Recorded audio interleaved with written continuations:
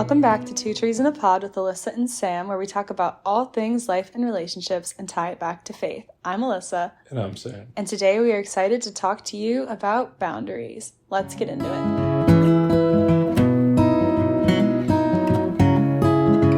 All right, we're both back here. Two Trees in a Pod are both stateside, which is great. The other half of 2TP is finally back from Germany. A little bit of jet lag, but we're both okay. No jet lag for me. Yeah, I don't know if you've noticed, but I've been posting on the Instagram at some kind of weird times because I've just, I think at 9 p.m. Eastern time is when one of the posts went up, but things should go back to normal now that I'm not all out of whack. And 9 p.m. Eastern's a little crazy because that would be 2 a.m. German time? Maybe it wasn't 9 p.m. Eastern then. Maybe it was 9 p.m. Germany time, so it was it felt weird to me. I don't know. It was definitely out of whack, but we're back on schedule with a lot of caffeine to make sure we can power through this week's episode and stay on track. Yeah, I'm a little jet lagged, but we're gonna use caffeine to fix that, which is good because we got an episode to record. We got life routines to get back into the swing of things. It's gonna be good. So, powered by caffeine. That being said, you were in Germany for 10 days. How was it? It was really good. A lot of business stuff, which is not my favorite thing to do, even though I'm in a business program. It was cool to see different types of international businesses. But I really liked the history and the culture because Germany's very rich in terms of history, especially Berlin. I got to see the Berlin Wall. In Munich, I got to go to Dachau, which was definitely an eye-opening experience. It was very heavy, but I'm glad I went and I got to witness that. And there was some fun too. Went to Hofbrauhaus quite a bit with some classmates and some professors, and it was a blast. It's very Bavarian style, old Munich type of thing, people in lederhosen singing German music, traditional German music. So it's very fun. I got the culture, you know? You got the culture and a Stein. And a Stein, but that's not for me. It's for your dad. Yeah, I got my dad a Stein. He's already seen it. That's okay. But I gotta ship it to him. Well, while you were in Germany, I was holding down the fort here in Durham. I hung out with a few friends, went to the poker room. Overall, a great week other than the fact that I wasn't talking to anybody at home most of the day because you were gone. You were a loner. But it's okay. I hung out with a lot of friends. It was a good week. And now 2TP reunited, and we are here to talk about boundaries and kind of what that looks like in a relationship. We were just apart for 10 days, not only apart, but on opposite sides of the world. Distance is something that a lot of couples can struggle with, and it can bring up these different boundaries that may have not been tested. Alyssa and I have never been in different countries at the same time. We've done long distance, but this was kind of an entire new experience, and with that comes new boundaries. And I think something that was important to both of us was just talking to each other the whole time and communicating our feelings about just situations in general. So, Alyssa, how did you feel about knowing that you were going to be on the other side of the world for 10 days? Well, I was excited to go travel. It's been a long time since I've left the country, so that part was exciting. However, I obviously would have loved to have traveled with my best friend, and traveling without you feels weird to me now that we've done so much together for so long, and especially the type of environment, it's a bunch of college grads, but college students, we're MBA students, and it's Europe. So what is the one thing people who study in Europe briefly want to do? Typically, it's experience European clubs. So I think a boundary that we had set, so everyone who knows me knows that I'm the first to leave the party anyways. I'm not a big drinker or anything like that. I did try some German beer. I will admit to that. And it was pretty good. Fun fact, water sometimes costs more than beer in Germany. You were sending pictures of a liter of beer and like a pint of water, and the liter of beer was like half the price. Yeah, it was actually half the price. And they were both from the same location, which was crazy. You were talking about how the waiters would look at you weird if you ordered a beer. Yeah. Or if I ordered a water, they'd be like, the waiters would be like, why? It's not cost effective. And I'd be like, oh, okay, but I want water. But anyways, I did try some good German beer. But a lot of clubbing went on, and that's not really my cup of tea anyways. But in terms of our conversation on boundaries, like, how does that apply? Looking at, and we can use clubbing as the example, and this is where boundaries are completely different in every single relationship. There's a lot of couples who love going to the club together. That's just their thing. That's something they enjoy. Alyssa and I are not that way. That's neither of us are really club people in the first place, and we also just wouldn't really feel that comfortable with the other person going to a club. It's not necessarily a bad thing, or maybe it's an insecurity, but that being said, we know that our partner feels a certain way if we would do a certain thing. And when it comes to the subject of boundaries, it's looking at your own actions, maybe irregardless of the intent behind the actions, but how the person that matters the most to you, your partner, feels in those moments. A personal example was just a few weeks ago when I wanted to go play poker. And Alyssa knows that it's a huge part of my life. It's something I love doing. It's something I enjoy. I wanted to go to the poker room. At this time, our finances might have not been in the best spot, and I understood that, but I had my reasoning and justification, and in my mind, it just didn't seem like a bad idea. There didn't seem to be anything wrong with me going and playing poker. That being said, there were multiple reasons that Alyssa felt uncomfortable about it, just because maybe it was finance, maybe it was other reasons. She didn't want me to go that day. And she wasn't going to stop me from going. She asked why I wanted to go. I told her. And this was a situation where we both genuinely felt different about a situation. I felt absolutely nothing wrong with going to the poker room. Something I wanted to do, something I enjoy, something I've done a lot of. And in the same moment, it was something that she would feel uncomfortable, not uncomfortable about me going there. I just would rather you have not gone. Yeah, and I know that... that was my preference. And I know that if I went, she would understand that I went, but she'd probably feel stressed that I was there and just not in the best mood, because I know that that isn't what she wanted. So what do you do in these kind of situations? Well, that day I did not go to the poker room. I decided to stay home, and we watched Netflix or played a game or did something else. But what matters is that even though my intent was never bad to go to the poker room, I never had an idea to do anything that would make her upset. When I brought it up that my plan was to go do this, I knew that I couldn't go do that without making her upset in some way. And that's the type of boundary of realizing, okay, just because I don't see that something is wrong with this doesn't mean that it's still okay to go and do, especially if I know it's going to impact her negatively.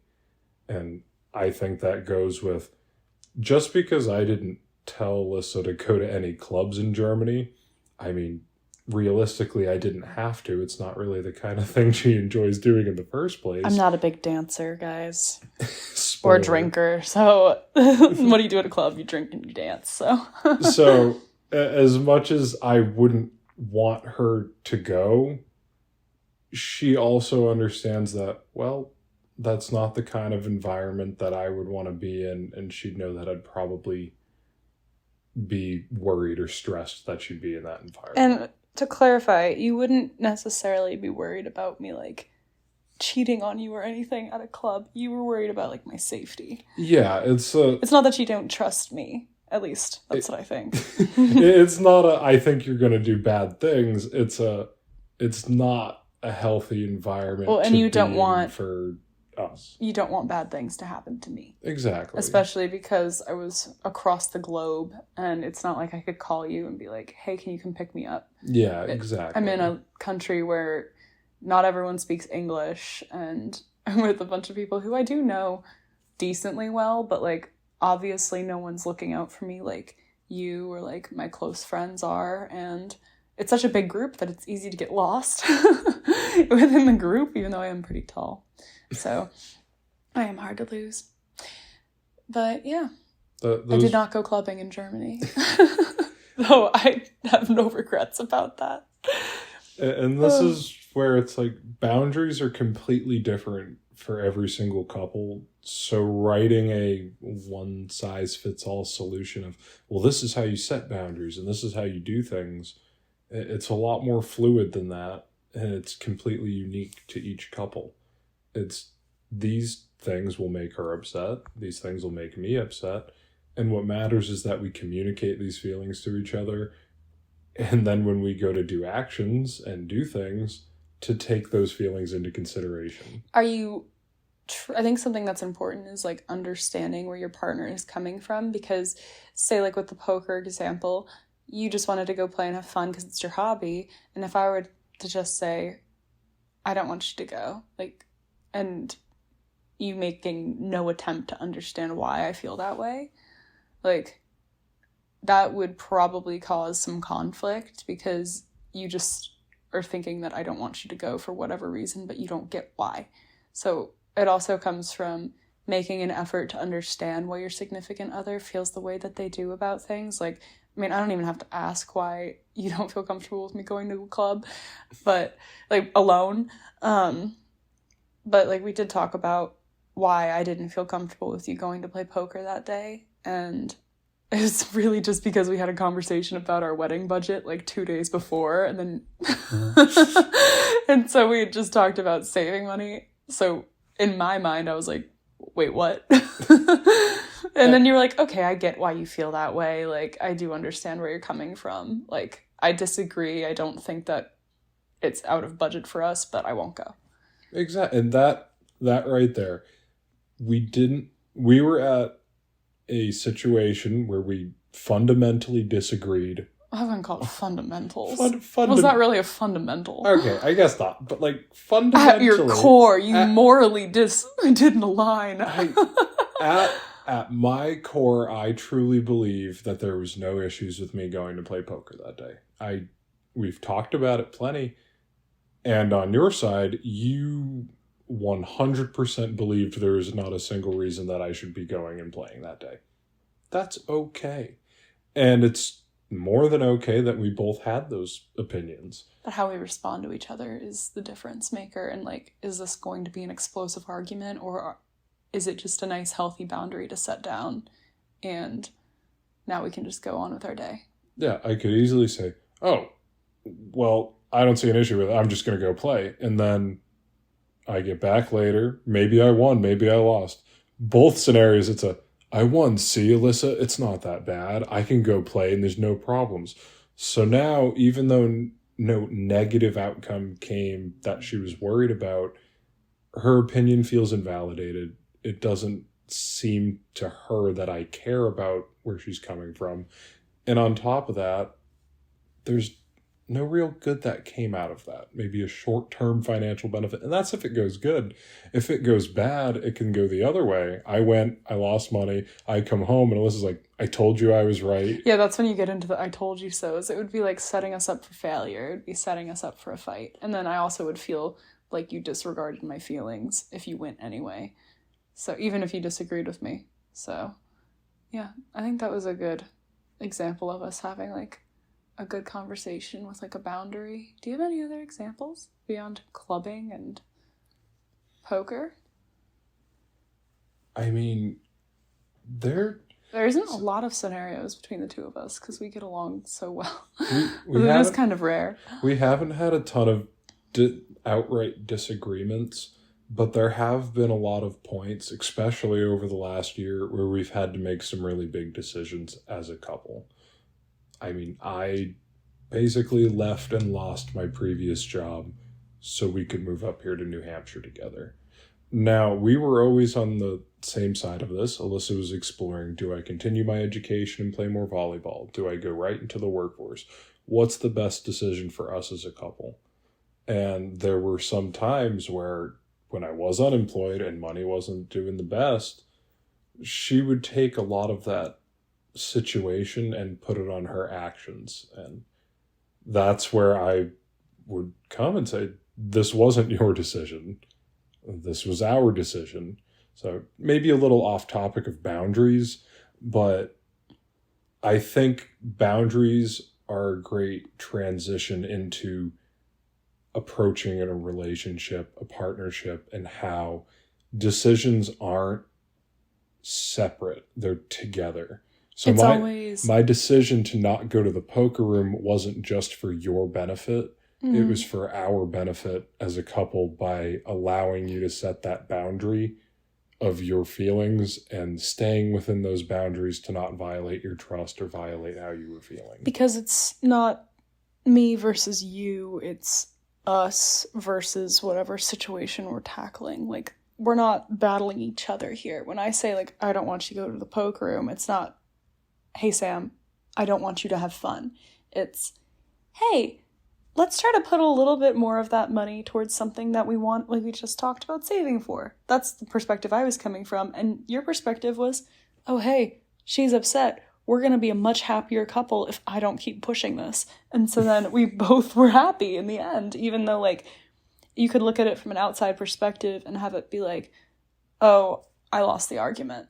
I lost that battle because I didn't get to go do what I wanted to do. But in reality, it's not that you lost, it's that we won. Because we, one, didn't get in a fight. Two, I don't know. What else is two? Also didn't get in a fight. Three didn't get in a fight. Like, you can look at it as, I wanted to play poker. I talked with Alyssa. I am no longer able to play poker. If you look at it like that, it's really easy to draw a, well, I clearly lost this situation. When in reality is, that poker room is gonna stay there. I just went last Friday. I had a fantastic time. I was totally cool with you going then. And she was fine that I went. I had a few more paychecks under my belt. She was having a good time in Germany. It was a good way for me to spend my Friday night. So it was the same exact action. I wanted to go play poker. But instead, the circumstances, how she felt, they were different. And in turn, I went, I had a great time. And when I was there, I didn't have this feeling in the back of my head, or that gut feeling, you know, if you're doing something wrong, of, she's upset with me right now. There's something wrong. I can't even enjoy this thing that I love because I know deep down that she is disapproving of this action at this time. So if the situation a few weeks ago occurred and I said, I want to go play poker, Sam, I'm not comfortable with you going and playing, and I go play anyway, while I'm playing, I won't be able to help but to think, oh wow, I'm playing this, I'm selfish for wanting to play it, especially because I know how much she doesn't want this right now, and she's probably stressed about it. So it wouldn't even be enjoyable if I did go. The action I had originally wanted to do and would have enjoyed, it would have been all for nothing, because not only would it have driven us further apart, but I wouldn't have even enjoyed what I wanted to do in the first place. Yeah. And I also think, like, you going out and playing in-person poker is relatively, like, new in our relationship because, like, of COVID and all that stuff. Like, it hasn't really been a thing. It's typically been online. But a difference between the two scenarios is the last time when I wasn't okay with it, you said, hey, I'm going to go play poker tonight. And then I was like, whoa, like, we didn't talk about this. I don't think I want you to do that. And then this past Friday, you said, I think I want to tonight. Are you okay with that? And it was like a difference in the way you communicated things, because, like, not that that's a controversial topic in our relationship, but, like, whenever money's in play more than, like, what, $100, it does need to be a discussion, you know? And like, I'm in Germany spending all kinds of money, you know? So I wasn't going to tell you, you know what? Don't go to poker, but I'm going to go out and blow a bunch of money in Europe, you know? Also, like, our finances were in a better spot when you wanted to go this time. So not that we were ever in a bad financial spot, but we were building a nest egg, you know? Yeah. Like, we're building a nest egg. It's built a little more than it was the last time you asked. So that's why I felt more comfortable with being like, oh yeah, go have fun. It's your hobby. You love it. Go do it. So it also, to me, comes down to like the way you communicate things with your partner, because I'm sure like if I really, really wanted to go clubbing, maybe not in Germany, but I'm sure that like maybe we go together one day. The reason like, this is funny is because it's a situation that neither of us can see happening. Me wanting to go clubbing? Yeah, no. Like, I think that's almost a guarantee that I would never want to go clubbing. And I want to go clothes shopping. Yeah, Sam wants to go clothes shopping. So yeah, I can't think of really many other boundaries we've had to put down. Maybe we'll come into some more with wedding planning. We can only imagine. We still have 14 more months on that, so... Yeah, it's less than 14 months. It's getting towards the time crunch, but it still feels like there's more time. It feels like there's a lot of time, honestly. But I know once we get in that 12-month thing, it'll be pretty quick. But do you have anything else left to say on boundaries? That was the majority of what I wanted to talk about with boundaries. It's something that I personally enjoy talking about just because of it's different for every single person, every relationship, every couple, because something that's okay with me and okay with you could be completely off limits for another couple, could be completely okay with another one, and it's just unique to every single situation. But what matters is how your partner feels, because that's your best friend. That's the person whose feelings should matter most to you. And like, there are plenty of people in relationships in my MBA program whose significant other, whose better half, is completely fine with them going to the club, because that's just how their relationship works. And there's nothing really wrong with that if that's what you're okay with as a partner. And there's like people who even go a step further in things. And like, if that's not a boundary for you, there's absolutely nothing wrong with that, as long as your relationship is thriving, you know? And you not wanting me to go somewhere, like me understanding your desire for my safety as like number one priority, like I can't fault you for that. And it's not that I lost anything, because I didn't want to go anyways. But even if I did want to go, like, I would respect your opinion, because the last thing I would want is for you to be sitting at home stressing about my safety, looking at my location, thinking like, oh God, she didn't respond to my text. Is she okay? You know, that's not what I would want for you. And out of respect for you, I wouldn't do that, because it's a boundary you have, and I'm okay with that. How commonplace is that? Couples having each other's location all the time. Couples having each other's location? How common is that? Yeah. I mean, we do. So it's common to me. 100% common. I think it's pretty common. I think... Comment on this episode if you have your spouse's or partner's location at all times. I think it's a safety thing. I think it is. I'm for it. It's like, oh, how far? Where are you? I mean, when I clicked on her location in Germany, everything was written in German, so it didn't really make any sense to me regardless. But it was good to see the little blip on the map still there. A boundary that I had is that I wanted you to have my location and I wanted to have yours. Like that, I guess that's another form. That's like a positive boundary, because I wanted to have something. I didn't want to stop something. I wanted to have your location, not because I don't trust you, but because I think it's very convenient for me to be like, oh, he's driving home from work. That I see him. That's how soon he'll be home. Or if we are apart across the world and like I can see, oh, he made it home safe. Like there's this little dot right at our apartment. Like, those are the moments I don't stare at your location all day long. So I know. As far as I know. As far as you know. I would probably just see you sitting at work and then sitting at home. But yeah, that sounds about right. Maybe at the grocery store. Maybe at basketball, yeah. But no, having your location was a boundary for me that I wanted to have. Like, I needed your location. And that was funny because going into the relationship, it wasn't even something that I ever thought about. You shared your location with me. I'm like, cool, thanks. And then you didn't share yours back, and I was like, share it with me right now. And then you're like, okay, share it with me. I said, okay, why? You're like, so I can know where you are. I said, okay. Well, so it wasn't, when we first started dating, it didn't really matter to me at all. But it was something that mattered to you. I'm like, okay, sure. Yeah, and I'm glad I have it, because sometimes we're not so good at responding to texts, and I just want to know that you've gotten somewhere safely. So I'm great at responding to texts, so that must have been a projection on your end. it's you. You're the one bad at responding to texts. Nah. Well, anyways, I think that's a good place to stop on this conversation. I wonder, we've kind of switched to a more relaxed style of podcasting, because, I don't know, we were doing, like, some outlines and stuff and having, like, talking points. Now I think we're just kind of doing a little prep beforehand and just kind of chatting, like, conversation style. So I wonder if you guys like this style. If you don't, feel free to let us know.